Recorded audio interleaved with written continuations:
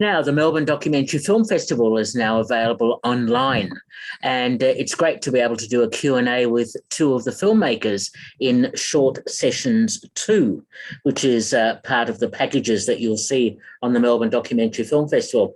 And for Movie Metropolis, I'm speaking to Yao Ming Chim, who has directed the Last Typewriter Shop in Melbourne, and Ali Zhan, who has directed Yes and. Welcome to Movie Metropolis and to the Melbourne Documentary Film Festival.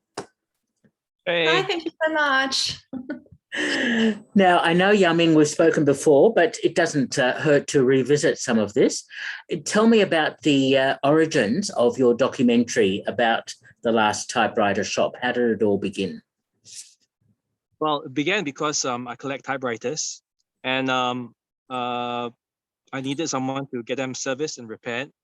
And I found this guy called Tom Koska, who's at 188 Elgin Street, Melbourne, Carlton. So, he is the last remaining typewriter repairer in the whole of Melbourne and possibly the whole of Australia.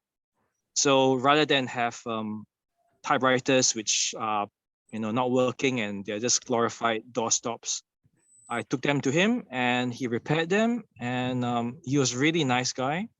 So a light bulb came on in my head, and I thought, hey, why didn't I put them up on Facebook?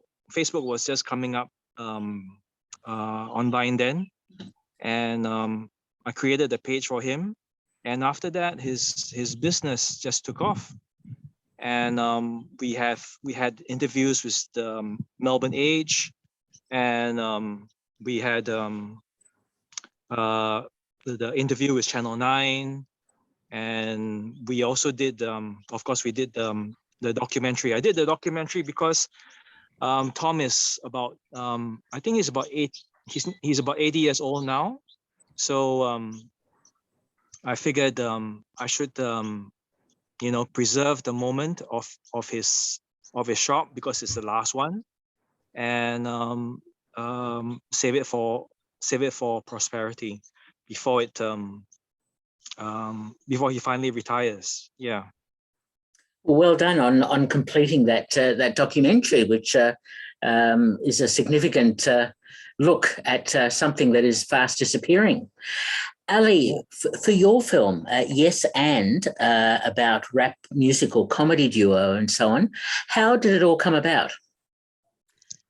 So I am doing a Master of Film and Television at the Victorian College of the Arts, and that was my first project.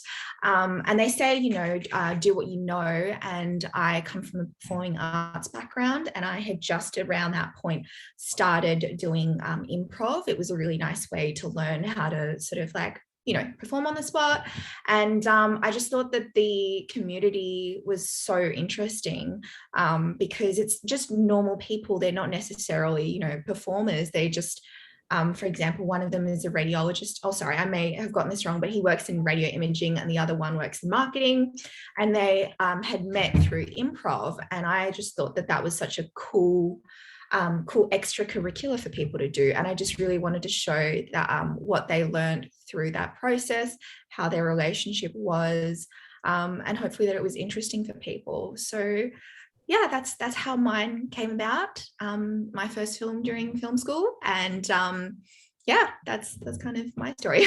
Oh, well done. I know the VCA at the moment is showcasing their graduate films, Yeah. 2020. So yeah, that's right. But that wouldn't involve you at this stage, would it? No, a lot of my friends and classmates are definitely all showing, and I'm super excited to start watching. I'll be graduating end of this year, so I'm considered the 2021 cohort. So mine will hopefully be showing next year. But yeah, they're all super great people, and I'm very happy to support them. Excellent. Yes, I had a long chat to Andrew about the VCA. So, Ali, tell me about the challenges that you faced in making your film. Yeah, so this was pre-COVID, so it was a very different environment, which is crazy because I experienced like before COVID, and now I had to make my last doco during lockdown. So this one, we're very lucky with school that they give you a lot of like they give you the guidelines of the steps you have to do in order to make a film. So you come up with a concept, and then you come up with a treatment, a draft treatment, and then call sheets and so on. So in that process, the concept is just a one-page synopsis of what you hope to be talking about in your film. So I'd spent a couple of weeks deciding what I thought would be a really good first film. And I figured that it was great to see because it was a performance that I wanted to look at, to film, and then also that camaraderie between the two. So I filmed them just sort of playing around and making jokes, and hanging out at their place and making like miniature food and just sort of observational stuff. And then the performance element, and then the interview element. So those were the three areas that I looked at, and then discussing with our teachers during weekly or fortnightly tutorials. You would discuss the structure, and you would discuss like what are the most important things for you to look at. So our lecturers always like to say, what's the film about and what is the film really about? So the film is ostensibly on the surface about two people who love performing art, love improv comedy. Their specific style is rap improv. So they'll kind of do like Hamilton style. They said that was one of their big references. So someone gives them like a word and then they build a little story through rap for that. So it's like a musical, but rap. And then what the film really is about is how performing arts like open themselves up to the world, and how they felt like they grew as people. What like one of them was fairly introverted. The woman was quite introverted, and she had really become a lot more confident through it. And the male was talking about how he just always was sort of goofy but never really had an outlet, because he was pursuing like radiology. So for him, it was just a way to really fulfill his life and make it more colorful. And then so after the concept, then you would have the treatment, which is where you write what you envision your film to be. So visually, like exactly how it starts. So I remember I had a very distinct idea of it starts with a black screen of them at the start of a performance, and then it goes into their performance, and then it cuts directly into an interview, cuts back to a performance. And so I thought of that quite early on.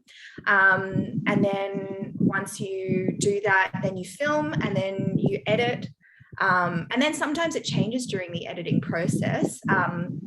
But for myself, I kept fairly rigid to it. Luckily, the idea worked quite well. So yeah, I was really lucky in that. But like with docos, things can really, like I remember on the day of the performance, it's just a regular performance, but what happened was the sound had cut out. So when they had come on and been introduced, I just looked at the monitor, and my DOP and I were like, oh, like, what do we do? And I was like, I'm so sorry, everyone. Like, can we redo this whole thing? Do you mind coming back off the stage and coming back on? And then, and actually it worked really well because everybody was more like prepared to like really cheer and applaud and all of that. So yeah, we were really lucky that the people that we worked with were really great. And thankfully I also knew them as well. You always want to encourage a relationship between you and your subjects, or we call them participants, but you know, the term varies. So yeah, I felt that uni really gave me so much to work with. And I have always been someone that feels like I really appreciate guidance. Like I think that some people can be self-taught, but I think for myself, I like a combination of being taught and then, working on those principles. That was a really long answer. But a good, insightful one. So thank you for that. That's a very good answer. And you demonstrate how clearly filmmaking is such a glamorous occupation. You never know what can happen.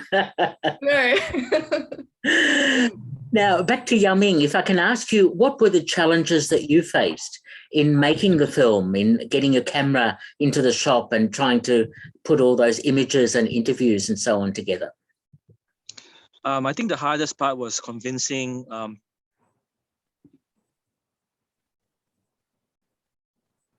Oh no. I think we've just lost you, Yaming. You've cut out, unfortunately. At least it's a nice background. Here we go. We're back. Okay. Oh, I could have heard. I could hear you quite clearly, but I'm not sure why. Yeah. Yeah. So, can you hear me now? Yes. Okay. All right. So, the biggest challenge was trying to persuade Tom to agree to the documentary itself. That was the hardest part because he was very shy and he didn't want to do it, and it took a lot of persuading to finally convince him to do it. And then it was better. Also, we had to schedule a time, and it took some effort for all the stars to align in that regard. Yeah, quite hard. In terms of getting the camera and everything there, that wasn't so much of a problem because my cinematographer, Con Philippitis, was very professional, and he was ready to go at the drop of a button to get everything set up. But trying to arrange to be there and for him to be ready was very difficult. It took years actually to organize it. Yeah. Wow. And what was the editing process like? The editing process, I would compare it to mining actually. So you film a lot of stuff, or you dig up a lot of stuff, and then you send it somewhere to someone to process it, and then you have this dialogue with your editor, and he presents you with a rough draft, and then you basically work from there. It's a bit of a coordination. My editor, Sean Meltzer, who used to be the manager of Raw Digital, he was a great help in crafting the final product.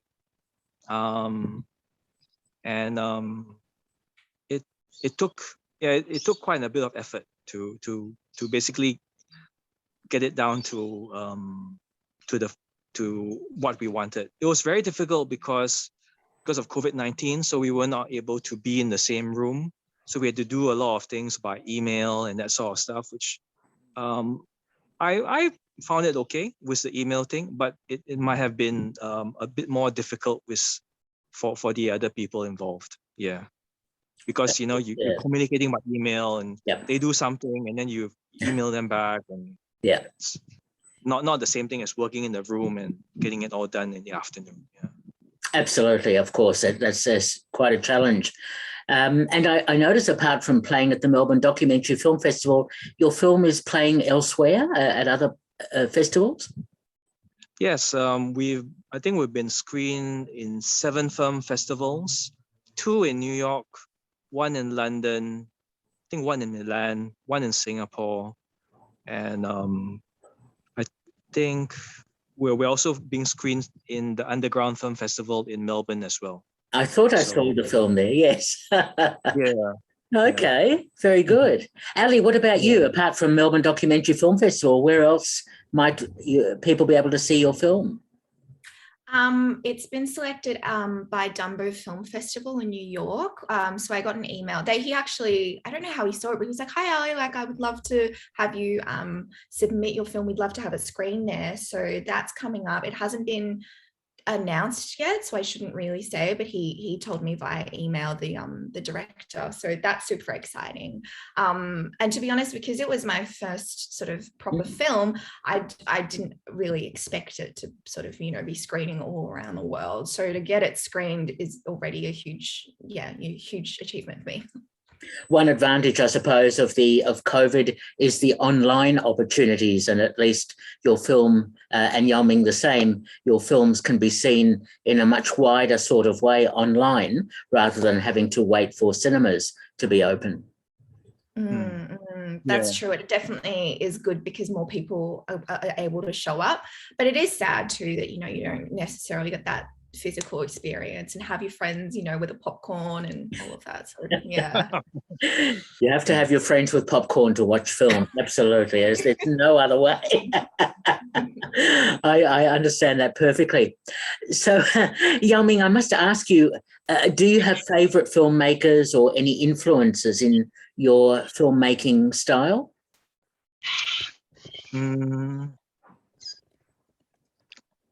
I think for this, for the documentary itself, I was influenced more by BBC Earth, the nature programs. Yeah, we wanted to have we wanted to create a sort of like a trip into, you know, into a cave, into the almost like into an Amazon rainforest sort of style.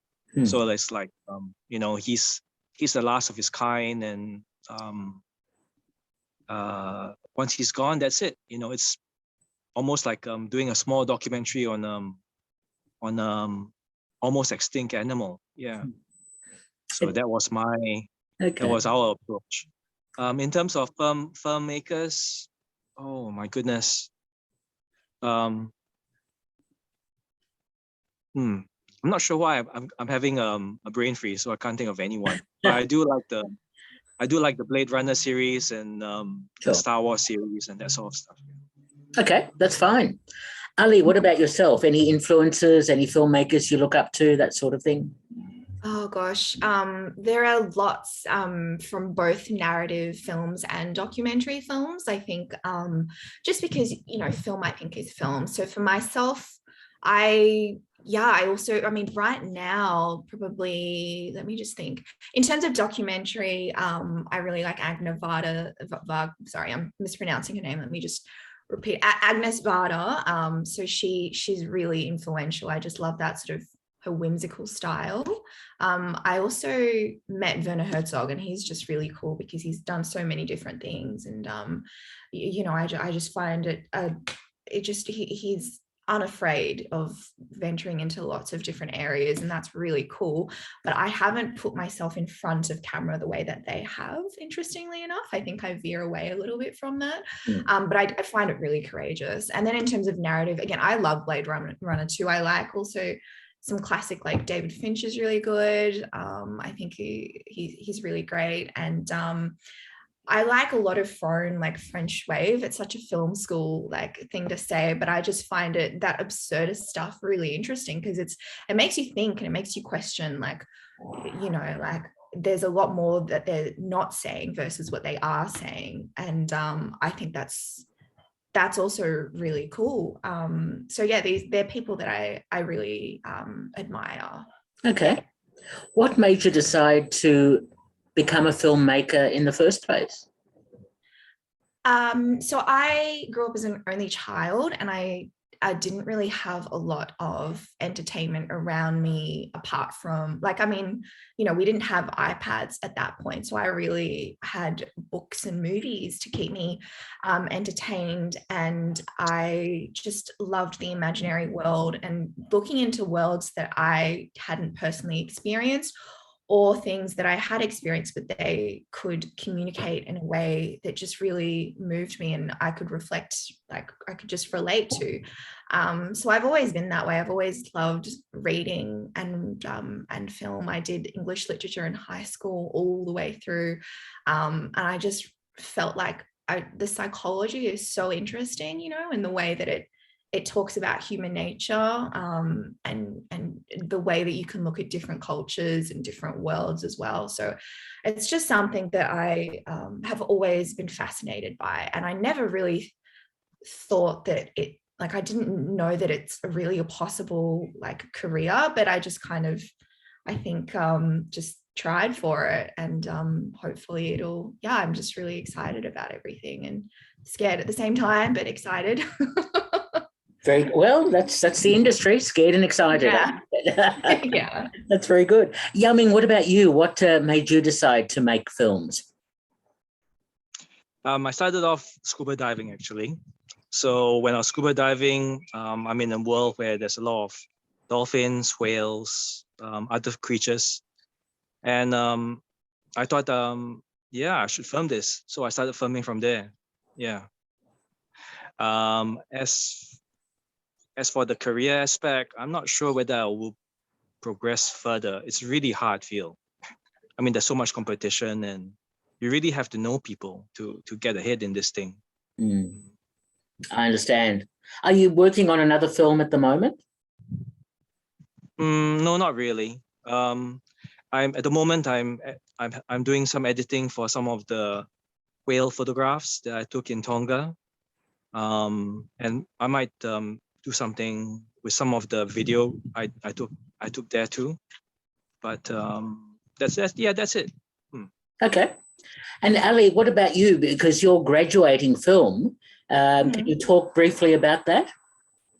A little bit because I'm in the editing process. Sure. But yeah, I'll be graduating end of this year. It's quite an intimate documentary of just a woman who has sort of experienced a lot of difficult experiences through her life and how she's maintained, experienced homelessness and other things, and she came through that through working with her community, and like going to choir and joining theatre workshops and sort of a lot of those things that really gave her hope, and along with her family as well. So that's kind of what I'm working on, and we shot it in a studio in COVID, and also I shot some of the stuff luckily before the lockdown, in between lockdown. So that's my film that I'm working on, and then I'm editing a film for someone else that I know, and I've done a bit of editing work as well, and freelance work. So that's what I'm doing at the moment, and then when I graduate I'll be looking to work full-time